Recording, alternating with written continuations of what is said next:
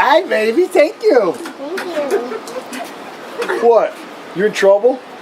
You got that look like you're in trouble. I'm not. I'm just staring at you if I want to. Something was up. Like I always Too many text messages. I told you! Poncho, now that's surprising right there. Now that one right there is surprising. Oh, Poncho. Let's go, big dog. Should have been trusted to all the communication to me. I don't make a big deal out of things. You have to be awake, bro. My friend, awesome, boy. I was telling these guys, I got my first couple of starts a little bit before you.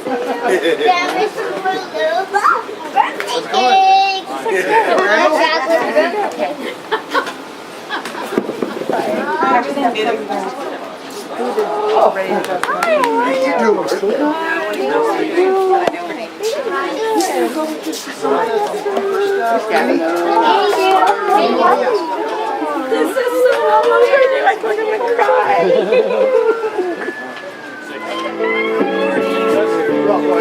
Just getting it. Happy birthday, happy anniversary. Happy birthday. Happy anniversary.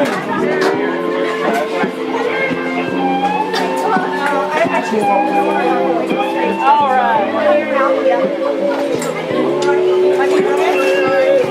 Right here.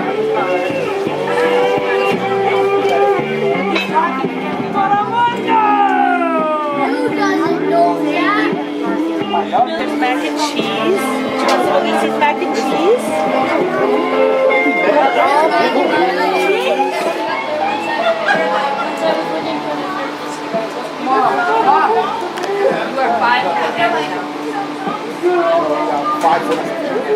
Decided it was the best. Hi, my name is Amber, and I'm a daughter of an alcoholic. Hi, I'm Renee, and I'm the wife of an alcoholic. Hi, I'm Brady, and I'm the daughter of an alcoholic. Excuse you? Who's the son of the alcoholic? Those who do not recover are people who cannot or will not completely give themselves to the simple program. Usually men and women who are constitutionally incapable of being honest with themselves. There are such unfortunates. They are not at fault. They seem to have been born that way. They are naturally incapable of grasping and developing a manner of living which demands rigorous honesty. Their chances are less than average. There are those too who suffer from grave emotional and mental disorders. But many of them do recover if they have the capacity to be honest. Our stories disclose in a general way what we used to be like, what happened, and what we are like now.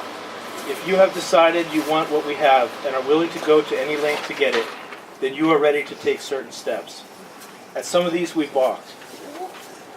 Thought we could find an easier, softer way, but we could not. With all the earnestness at our command, we beg of you to be fearless and thorough from the very start. Some of us have tried to hold on to our old ideas, and the result was nil until we let go absolutely. Remember that we deal with alcohol, cunning, baffling, powerful. Without help, it is too much for us. But there is one who has all power. That one is God. May you find him now. Half measures availed us nothing. We stood at the turning point. We asked his protection and care with complete abandon. Here are the steps we took, which are suggested as a program of recovery. Number 1, we admitted we are powerless over alcohol, that our lives have become unmanageable. 2, came to believe that a power greater than ourselves could restore us to sanity. 3, made a decision to turn our will and our lives over to the care of God as we understood him. 4, made a searching and fearless moral inventory of ourselves. 5, admitted to God, to ourselves, and to another human being the exact nature of our wrongs. 6, we were entirely ready to have God remove all these defects of character. 7, humbly asked him to remove our shortcomings. 8, made a list of all persons we had harmed and became willing to make amends to them all. 9, made direct amends to such people wherever possible, except when to do so would injure them or others. 10, continued to take personal inventory, and when we were wrong, promptly admit it. 11, sought through prayer and meditation to improve our conscious contact with God as we understand him, praying only for the knowledge of his will for us and the power to carry that out. 12, having had a spiritual awakening as a result of these steps, we tried to carry this message to alcoholics and to practice these principles in all our affairs. Many of us exclaimed, "What an order! I cannot go through with it." Don't be discouraged. No one among us has been able to maintain anything like perfect adherence to these principles.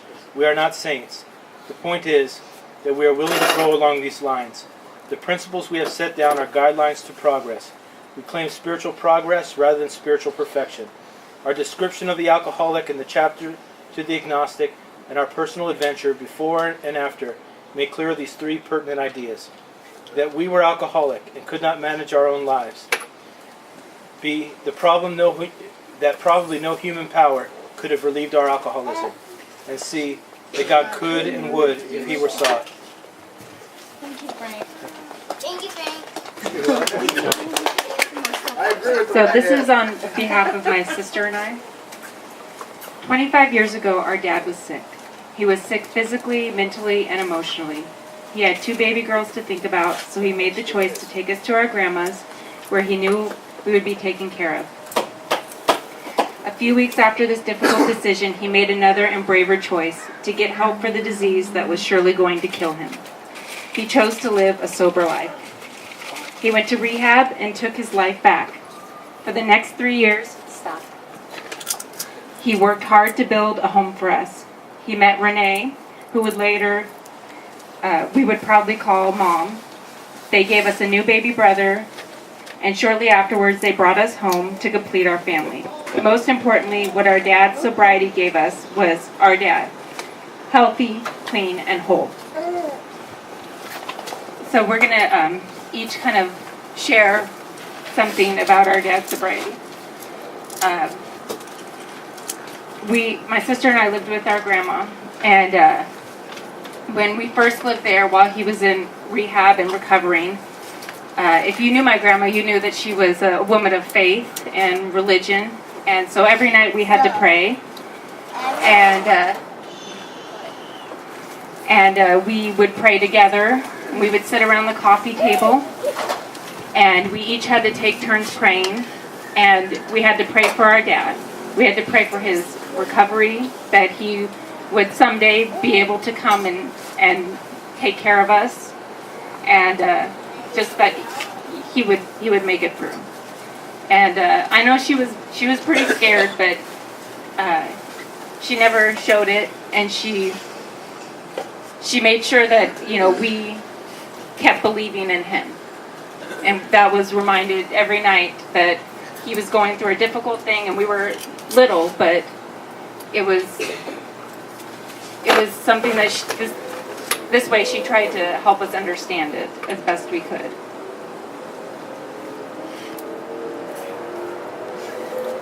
Okay, Shut up. One of my memories of my dad is, my dad always, he made a I'm loud enough without the microphone. Oh.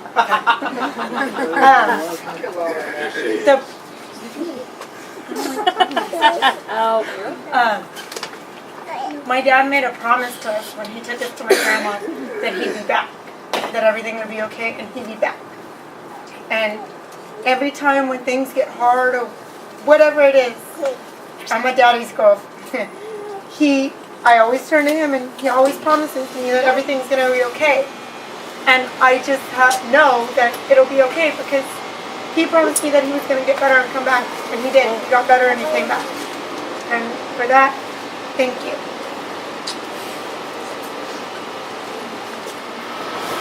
I am so grateful to you, my beautiful husband, for everything you've done to stay clean and sober every day for the past 25 years. I know it hasn't been easy for you, and you've never given up. You've always overcome many obstacles that you faced, and I am so grateful, especially because I know you've done all this for your family. I'm also grateful, very grateful to Alcoholics Anonymous, because it's where we met. It's where our lives began together, and it's ultimately the reason our family became a family. You made that decision 25 years ago to change your life. You were at the brink of destruction, when you saw a picture of the girls hanging on the wall, and you knew you had to live for them, and you did. You changed your life and became clean and sober for them. Then we met, started our lives together, and made plans from the very beginning to bring the girls home. Tyler came along, and then on August 1st, the girls came home. Our lives and our family have been made possible because of all that you have had the courage to do, to admit that your life is unmanageable and surrender yourself to the arms of Alcoholics Anonymous. I will always be forever grateful for that, and I love you, baby.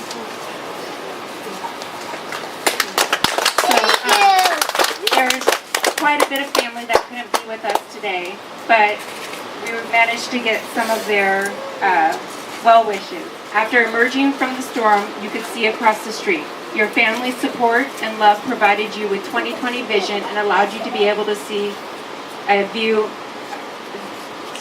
Allowed you to be able to view your renewed life in color. Congratulations to you, Art, and to everyone for sustaining Art during the stormy period of life. We love you all very much, Nettie and Jax. P.S. You can eat my portion of the meat at your celebration.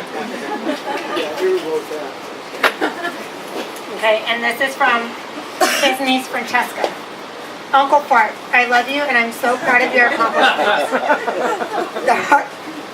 The hardest thing to do in the world is admitting our weaknesses and asking for assistance in helping to control our lives.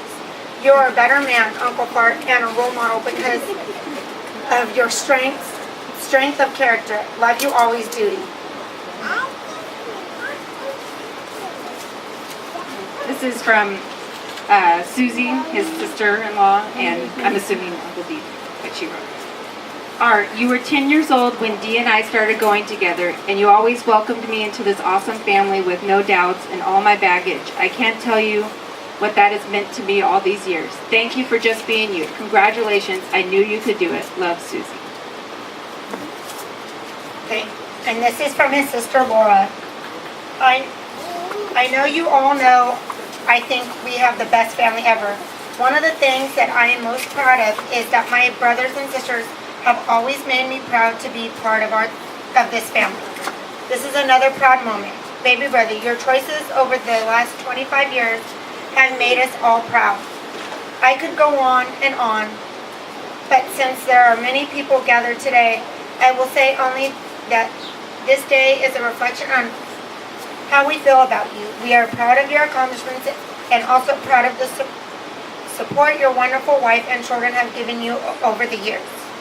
I wish I could be there, but since I can't, I'm so glad we all had the opportunity as a family reunion to share a moment to honor your hard work. You are now and will always be my little buddy. Love you, Laura.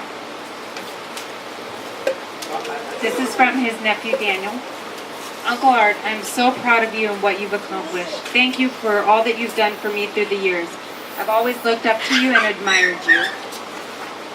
Congratulations on celebrating your 25 years. That's awesome. Thank you for everything. I love you, Daniel. This is from his niece, Charlotte. Uncle Art, I'm so proud of you and your accomplishments along the way. And 25 years of sobriety. I stepped on her foot. I'm sorry. From remembering you sleeping on the couch and throwing my poor Izzy when all she wanted to do was snuggle with her claws out on your chest. LOL. To the great dad, coach, listener, shoulder to lean on, and adored grandpa. You deserve that AA++. Love you tons. This is from his sister, Colleen. Hey Art, I wish I could be there today, but I can't. So I'm sending this message to let you know how proud I am of you and the life you have created in sobriety. You are amazing and I love you very much, little brother. Okay, this is from Aunt Cleo, his sister. Arthur, you know how proud I am of you, and I know how hard this was for you to do all those years. I love you, little brother, and I'm so proud of you. Hugs and kisses. Wish I was there. Cleo.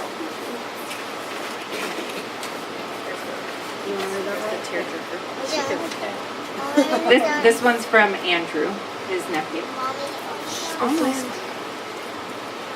I would like to start with how proud I am of my Uncle Art. I have one memory of Art that sticks in my mind and I think really highlights the changes he made in his life. I believe it was just before my mission, possibly my first time going through the temple. I remember walking in the celestial room in the LA temple and seeing Art Renee there. I remember giving him a hug and being so proud that he was there with me that day. I think that is my favorite memory of my Uncle Art. Finally, I would like to say that next to Renee, I am not sure if anyone is more proud of you today than your mother.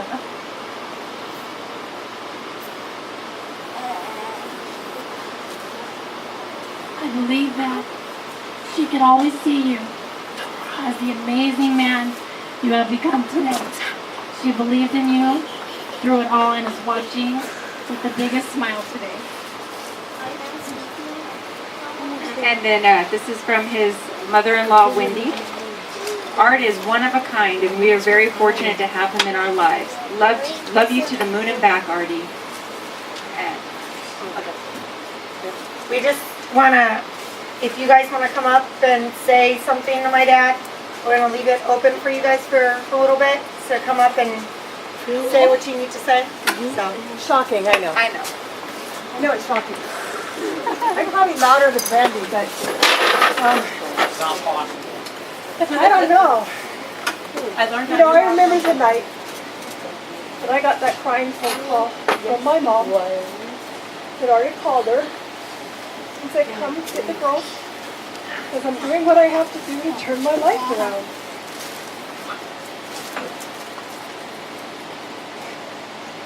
And I thought, oh yeah, okay, here we go again. But boy, was I wrong. And my mom quickly corrected me and told me, no, it's different this time. Like, okay, Mom, I'm there, I'm coming.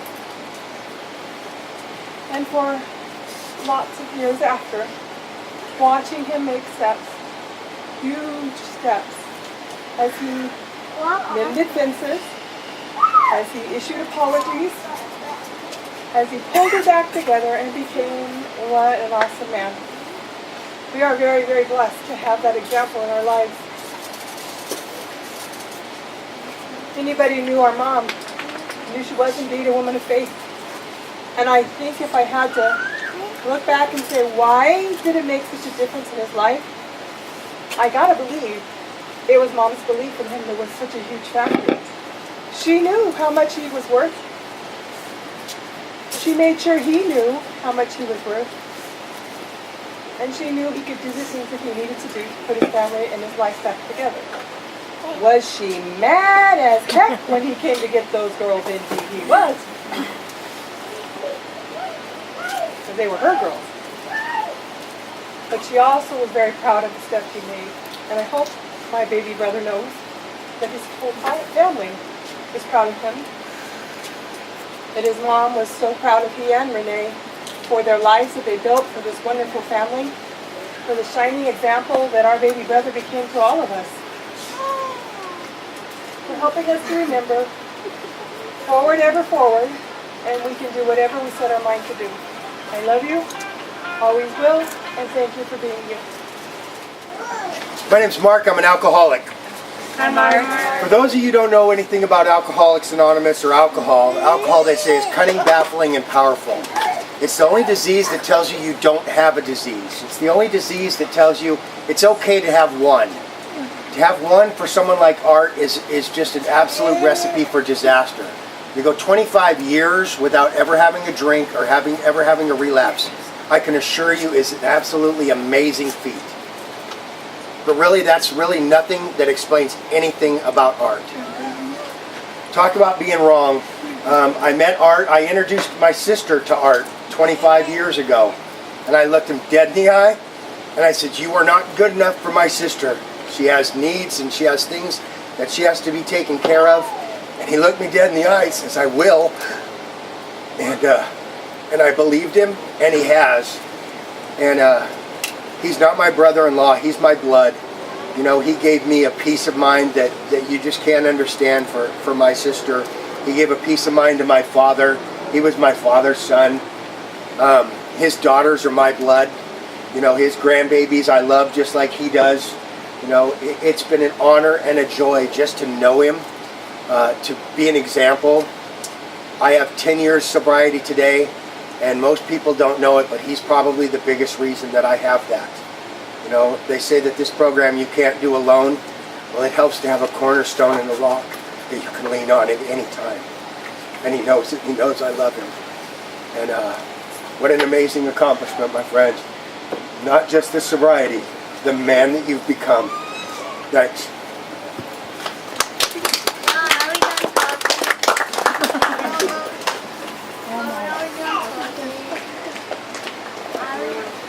Anybody else like to say anything? Yes. Oh, Say yes. I don't know. Okay. Me. Shh, wait, Brian's gonna talk first. Papa, ever since I laid eyes on you,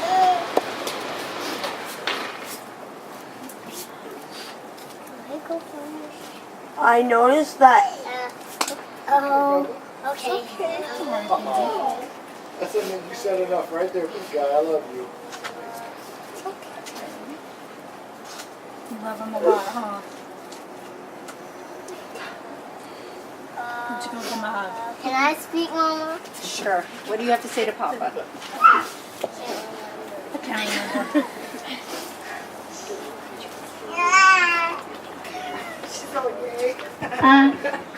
I love you, Papa. Happy birthday. So we just want to say thank you everybody for coming, and big thank you to Dad, because you're the reason it's happening. We love you very, very, very much, and we are so, so proud of you. So, Only thing would be better if you were a Raider fan. That ain't never gonna happen. Cake. Everybody knows me. My name's Art. I'm alcoholic.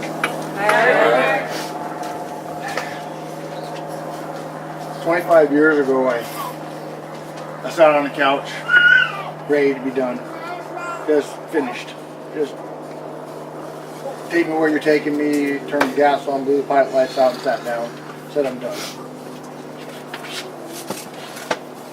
Miracle, whatever you want to call it, the sun coming up, whatever you want to call it, a light shined through a window that had blackout curtains on it, on a picture of my baby girl's faces.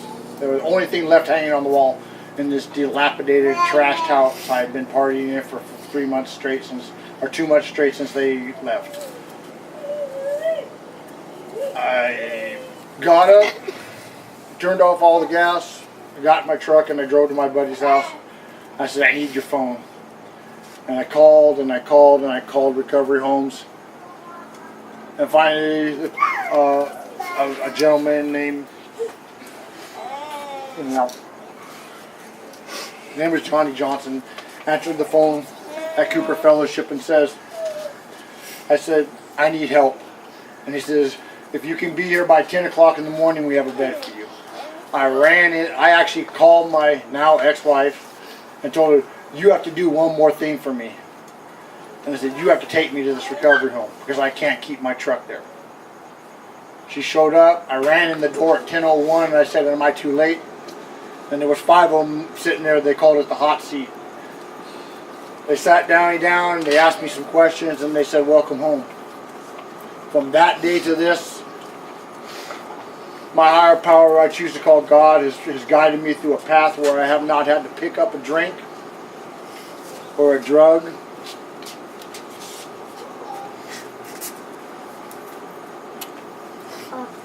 Period. I was taught by a lot of people along the road, you just don't drink no matter what. You stick with the winners. You know, don't get in a relationship before you're sober. That one didn't work. I met my beautiful wife. You know, I met my beautiful wife at Cooper Fellowship at a Lano Club. And her friend Mary Ann pushed her through a door. She was in her manual wheelchair, and to this day I'll never forget what she was wearing. She was wearing white boots with tassels on the side, a blue denim shirt and blue denims. It was the 80s, okay? And I just in my head right then and there I knew there was something special about her. over the next 9 months, we got to be best of friends. Me and her and all of her friends and my brother-in-law and a few others. We went to sober dances together. We did everything together. And then it was revealed to both of us how much in love we really were. And from that day to this, we never strayed. I've never needed anything else in my life but her. She's the love of my life, and God sent me a beautiful angel. And I wouldn't be standing here today. I can guarantee, without a doubt in my mind, that I would not be standing here today with the life I've had for the last 25 years without her in it. Guaranteed.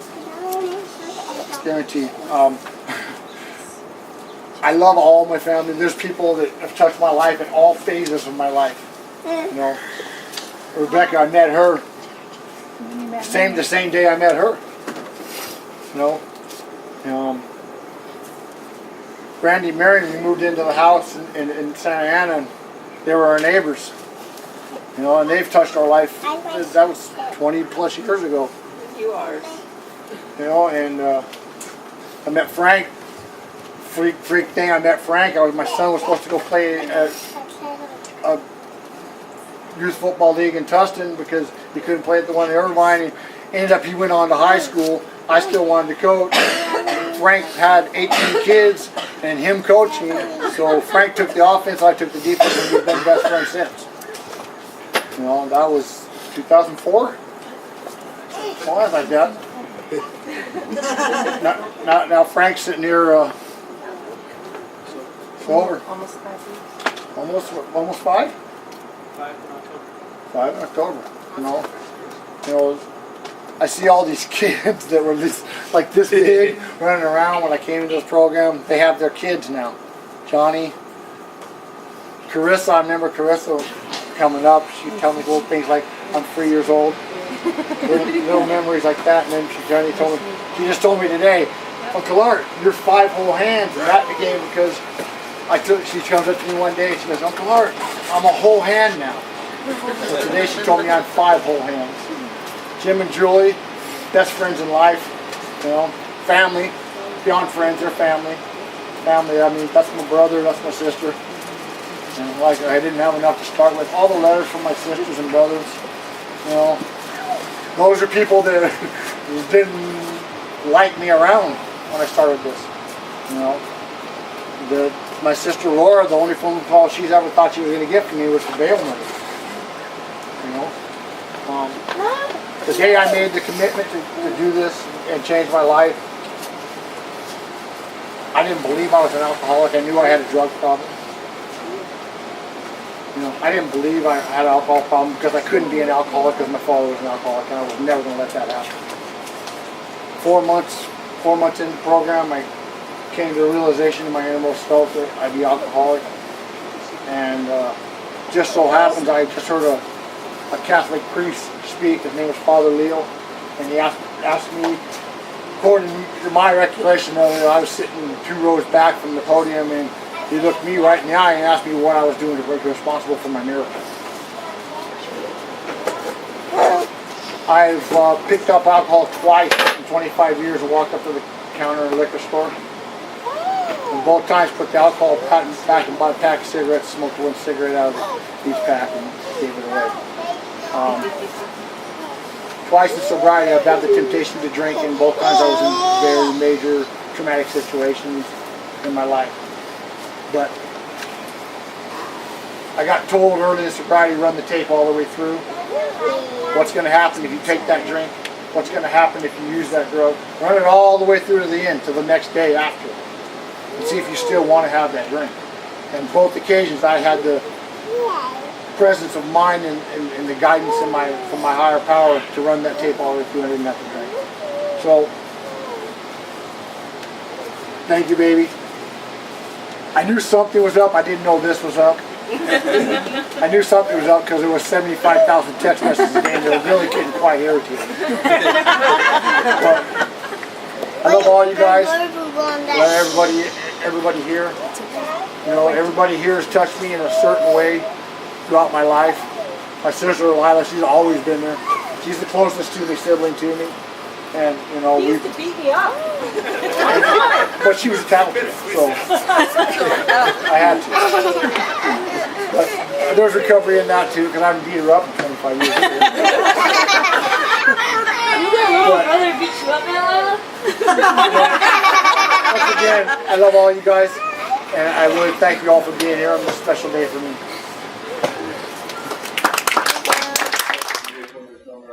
But I knew that you needed your dad. I knew that you needed someone that was younger. And I knew that he'd take care of you. And Renee would take care of you. There's been hard times, but there's been times that were so good that they don't make the hard times seem so bad. And when you have to work your way through something, you appreciate what you have so much more. And truly, truly, we earned what we had. Nothing was ever given to us. We had to work for it. And I think that the bottom line of life is that you really need to work. You really need to earn. And you really need, then you'll enjoy it.